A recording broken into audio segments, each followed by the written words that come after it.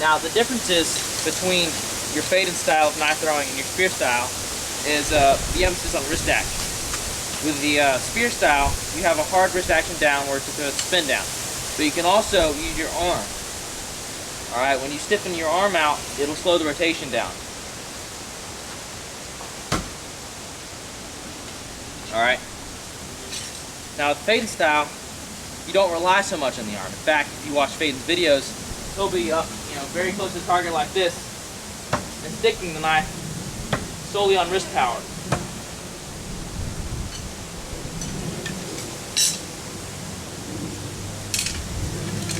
So in other words, Fedin style is more reliant on the wrist action. Now, when I first started watching Faden's videos, you'll see him do this wind-up thing with his wrist. He'll rear his wrist, cock his wrist downward, and to me, I didn't really see the point of that, because I tried it, and what I would do is I'd go from here, and then I'd cock my wrist back and do a sidearm thorn style throw, which is not really Fedin style. It's the spear style throw, but you're just adding the Faden cock back. So what I finally realized was that this isn't the important part. The idea is you get it back to here, and it's like hitting a wall. You're going to cock your wrist, and it's going to hit a wall and bounce forward. So it hits the wall, bounce forward. And it's just cracking, it's like cracking a whip. So you get here, smash. Alright? So I'm here.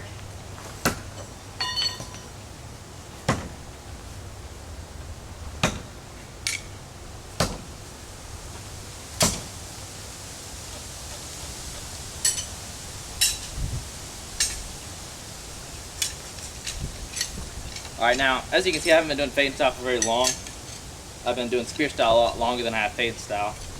And I'm not going to pick favorites right now because I know this, but...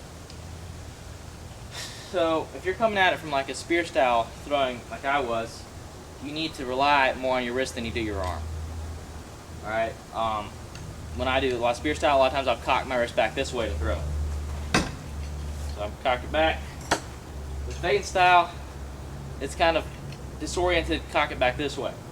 If I cock it back this way, basically just relax, and when it hits the wall, you snap it forward.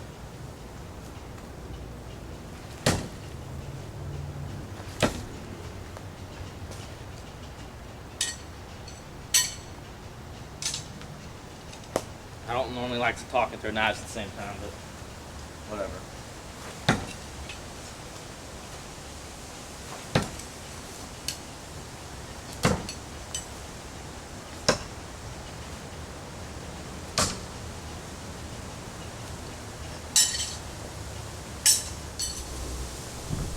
Alright, hopefully you got the mechanics down after that. I'm going to step back a little bit because I was throwing pretty close range. So I'm going to step back a little bit. Now, one thing that, an argument that people make for no-spin throwing is that you can use the same technique over various distances and you'll still be able to hit the target point first. That's true in a sense, but it's not an identical throw every time. Alright, like, if I did a spear style throw from here, and I did one from back here, I'm going to have to take more of an action to slow it down, meaning a stiffer arm and more wrist action. Now it's the same way with Fedin style. So I'm back here, I'm going to have to get a little more of my arm involved.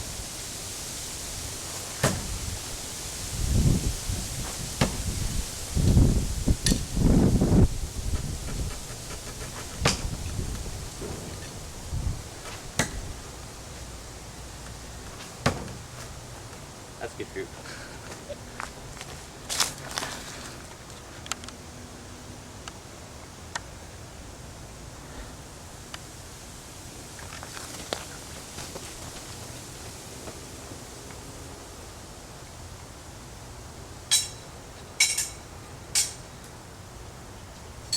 Two out of 5 of those were in the bullseye.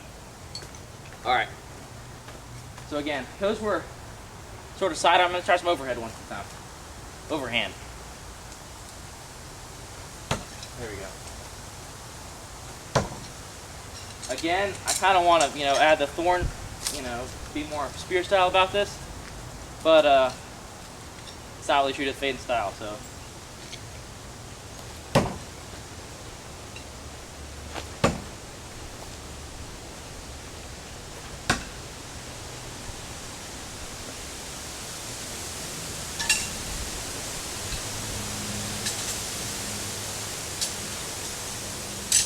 Alright, let's back it up a little bit farther.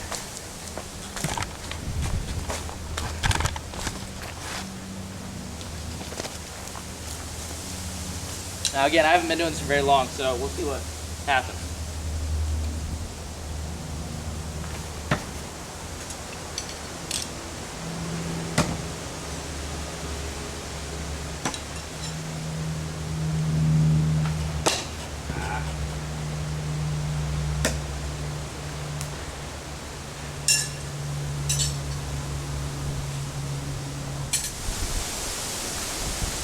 Alright, so here I am much farther back. Now, when I get this farther back, I can't really use the heavier knives that I'm used to in Fedin Style, just because, you know, it doesn't work very well for me. I mean, you can do it, but I'm not at that stage yet. So I'm going to be using the smaller knives, the Cold Steel True Flight, the Fedin Tanto, and the Mini Flight. Now, one thing you have to do when you get back to, you know, this far range is you got to worry about the bullet spin. Now, what I mean by bullet spin is the knife isn't spinning, you know, on a y-axis like you see in your rotational styles, but it's spinning, you throw it, and it has almost a gyro effect. I'll see if I can demonstrate that for you.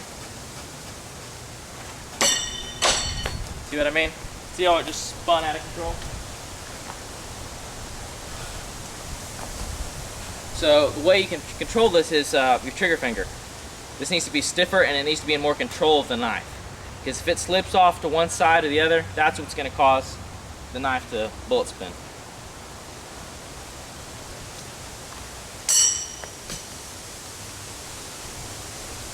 Let's give that another shot.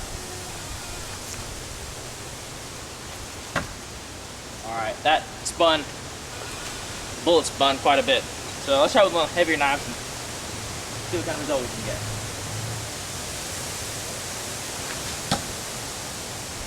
Again, there's still a lot of bullet spin.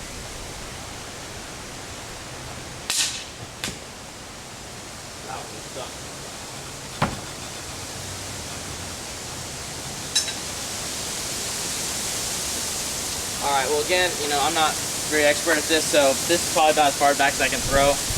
And even when I do pick it, it's not very good. So, that's all I have so far.